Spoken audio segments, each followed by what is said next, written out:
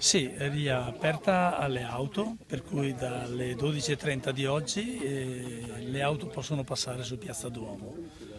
Grazie alla ditta, a tutti quelli che si sono operati, hanno rispettato i tempi, per cui siamo felici. Adesso restituiamo piano piano la piazza alla bellezza sua originale.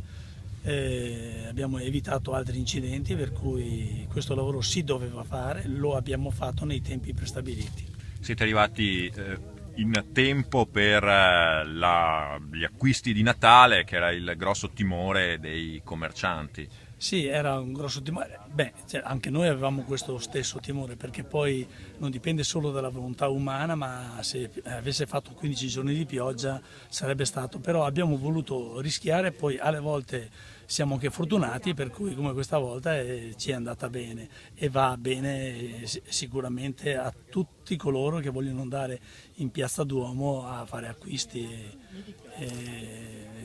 Trovando una piazza molto bella adesso. Si procederà anche verso la pedonalizzazione della piazza nel futuro, Assessore? Ma dobbiamo aspettare prima di realizzare altre strutture importanti a ridosso del centro. Senta, invece questo era un primo stralcio, ce ne sarà un secondo? Ce ne sarà un secondo, però non credo che la viabilità venga